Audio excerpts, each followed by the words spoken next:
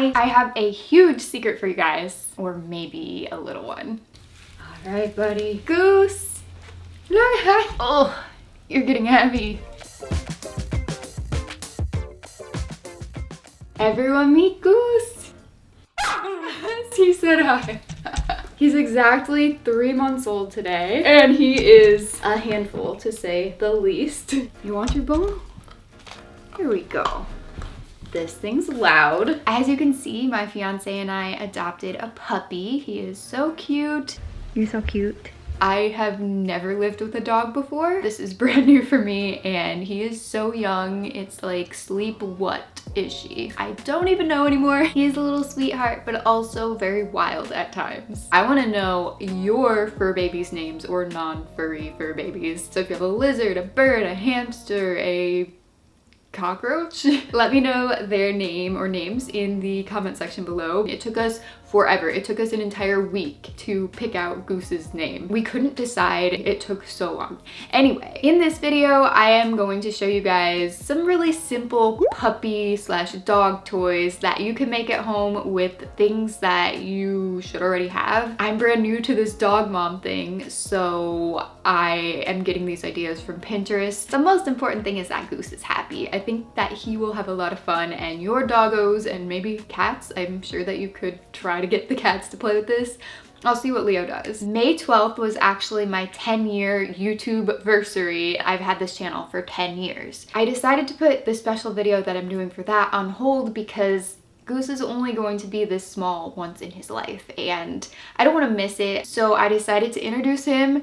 I've been keeping him from you guys for about a month now, and I couldn't do it anymore. So the video where I show all my crafts from the past 10 years around my house and just show you everything, that will be the next thing that you get to see here. So be sure to ring the bell and subscribe if you never want to miss anything. We have a new member in the family now. My 10-year is going to be all year. He is only 3 months now. We'll just celebrate the 10-year thing this whole next year, so we'll have some really awesome videos coming soon. I have a lot in store, seriously. It's just been so hard to film and edit and do everything, keep the house clean, while also trying to take care of a new little guy. And say hi to them. Oh, is that a yawn? Was that a yawn? If you think Goose is cute, give this video a thumbs up. He'll be very sad if you don't think so. Look at that face. Look at that face. Without further ado, let's get into the puppy toys. Dogs just want to have fun.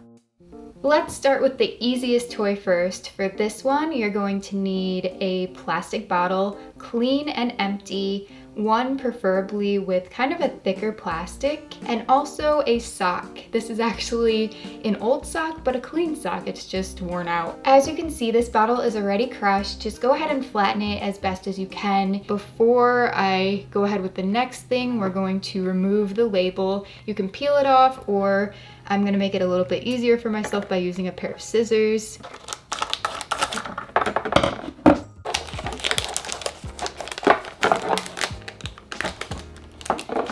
Then you'll be left with something like this. It's probably not necessary to remove the label, but I find that it could be a little bit safer just in case your dog does chew through the fabric and get through. Now, you guessed it, comes the sock. Really, really simple. Just go ahead and grab the top of the sock, the opening where your toes and foot would normally slide into. And instead, we're gonna put that, slide it on the bottle like so. I wanna have this excess fabric at the top so I can tie a knot. So obviously this isn't going to work with the no-show ankle socks unless your feet are really big, but you'll want a tube sock or a knee sock. Definitely aim for an adult size over kids also. Just gonna pull that, kind of tug at this, and I'm gonna create a knot.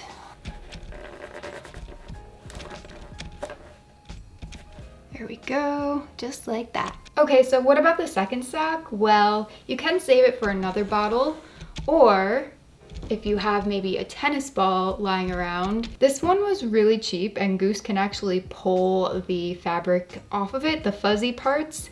So I took it away from him and I tried to cut parts of it off, but he would find more. So this is a good candidate to be covered with fabric, and that way he won't be eating it. So you would slide the tennis ball into the middle like I've done here, and as long as your sock is long enough, then you can tie both ends.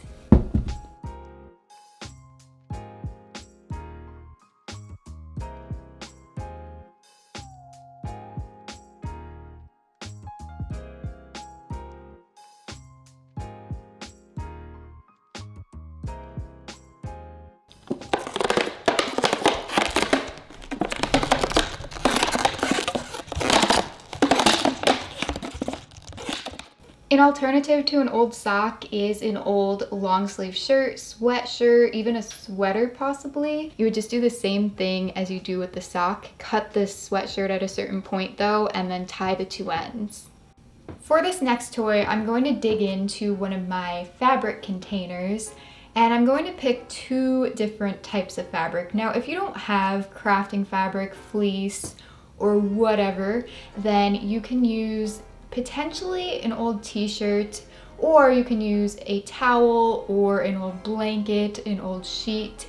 Just get creative, any type of fabric that you might have lying around that you don't need. If you've been with my channel for a while, you may recognize this fleece from an old DIY scarf video that I did for winter one year.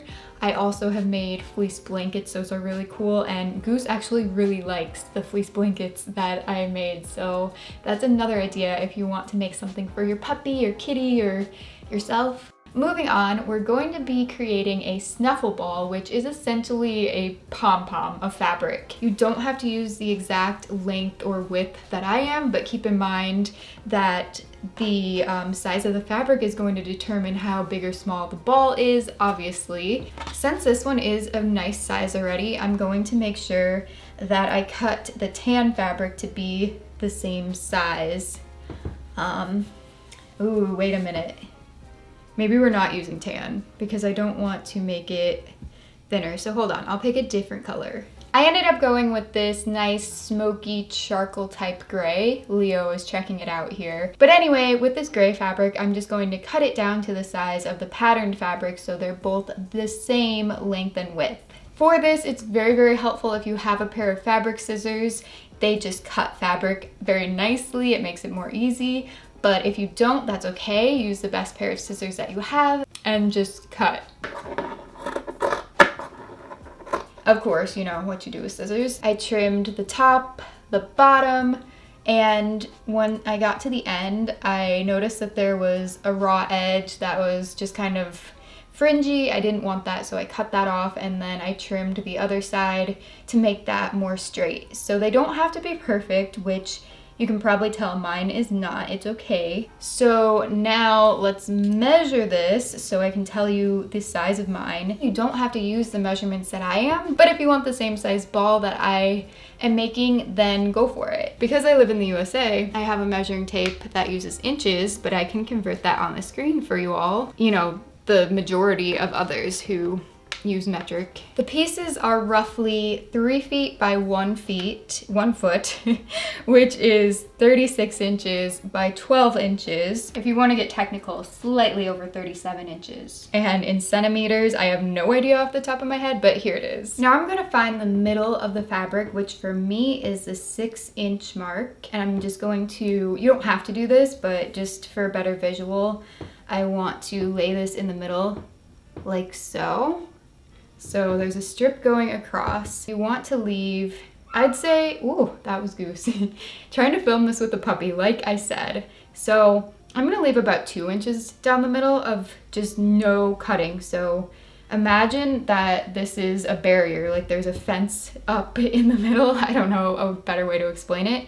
Just pretend that there's a force field in the very middle that you can't touch. I don't know what's going on out there, but along the rest of it, you're going to create fringe.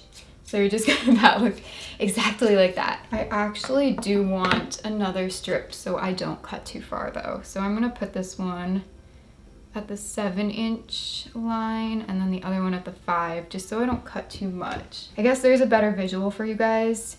Just don't cross the lines when you're cutting. I'll start zoomed out and then I'll zoom in so you guys can see better. But I'm just starting at the edge here.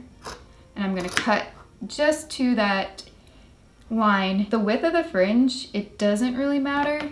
Just make sure that it's not too thin that it'll rip right away. My fabric scissors are actually very, very old. They're probably getting dull, so I should invest in a new pair, but they are getting the job done for now. So we're gonna continue that down this entire edge or side, and then of course do the entire other side. Just so you can see, the fringe, the width of it is about 1 inch each. Some are a little bit under, very slightly, and others might be slightly over, but you just want to stay around that 1 inch width, I guess.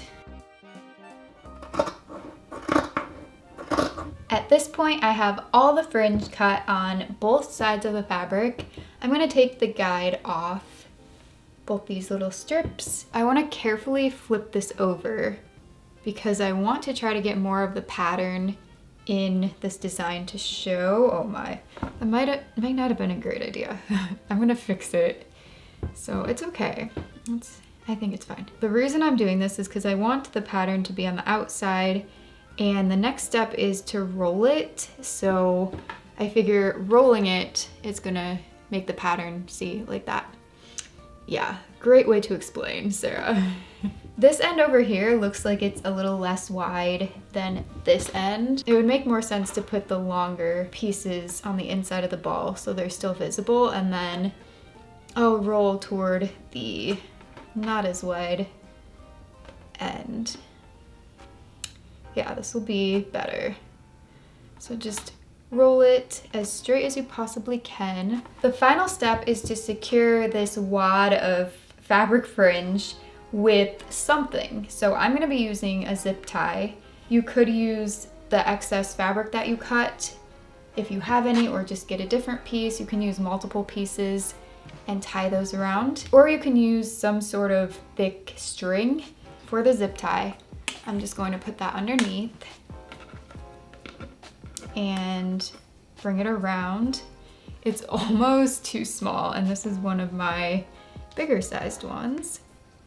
So, ooh. All right, there we go. I think I have it.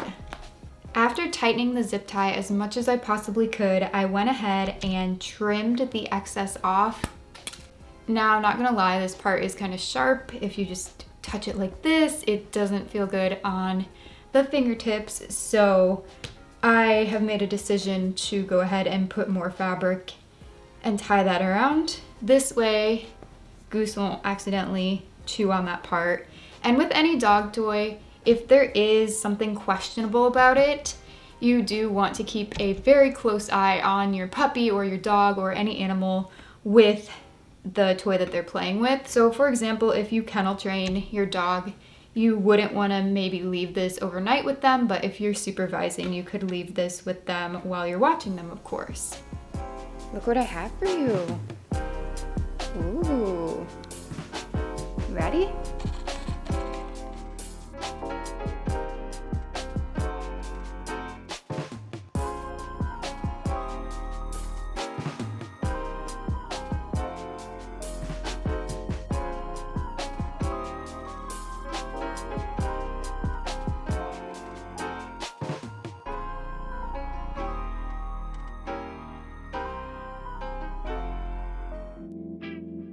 Last but not least, for the third type of toy, I'll be using a t-shirt and a tennis ball.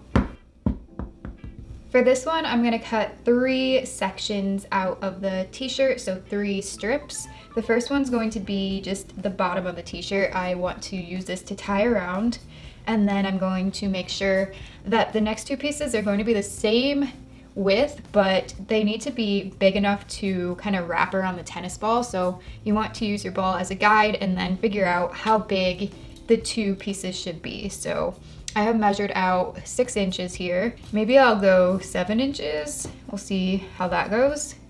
So 7 and 7 would be closer to the armpit area. Let's cut off this bottom. So there's piece number 1, and then the next 2 pieces are going to be the same size. I'll do 7 inches, like I said. And I'm not gonna be too accurate with the measurements. I'm just going to eyeball it. I'm not going to draw a line across, but you could definitely use chalk or a colored pencil even to mark a line across.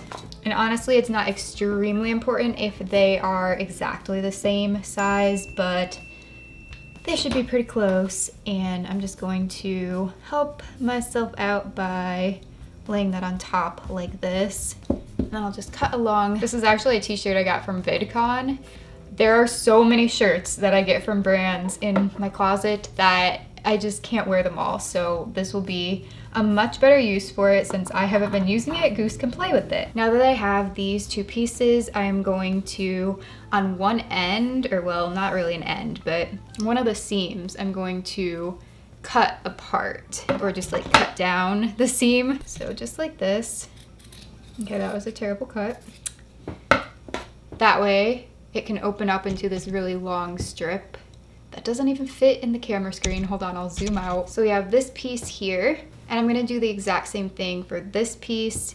Just go ahead and cut along the seam on one side. So they'll be the same length, but what you're going to do is crisscross them. So make them into an X like this, and then you'll grab your tennis ball and you'll put that smack dab in the middle. It won't stay, there we go. All right, before you do anything else, go ahead and cut this strip.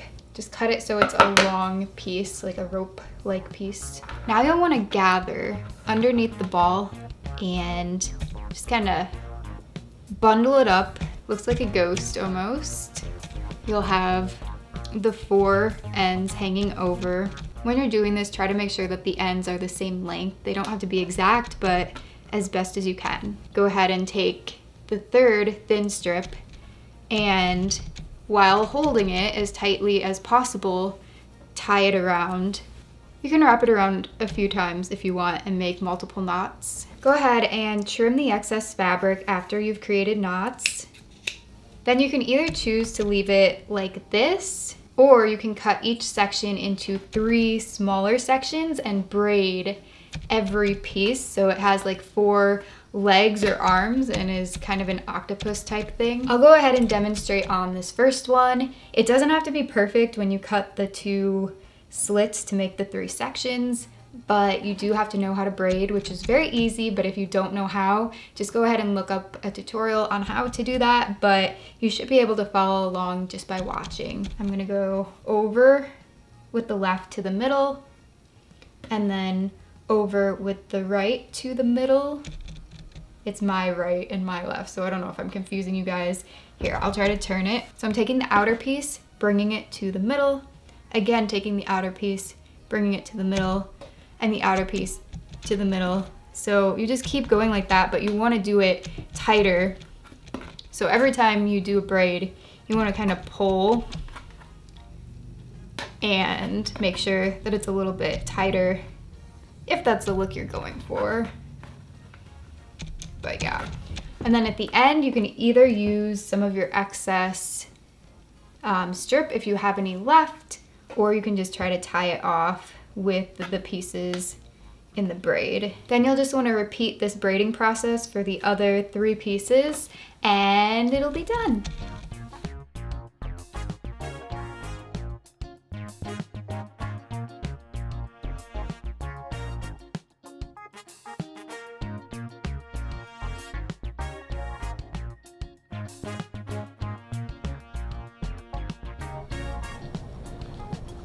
That's cool.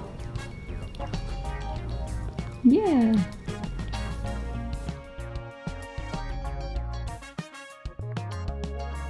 Thank you for watching. We hope that you enjoyed the video. If you want to see other videos without him in it, because this is his first one, go ahead and check the link in the description box below, as well as the iCard up in the corner. We hope that you have a great day. Thank you so much for watching, and see you next time. Ready? Ready? Say bye. Say bye. Goodbye. All right, good boy. You did good. Wait. I thought that he was chill. Oh, you gotta be quiet, buddy.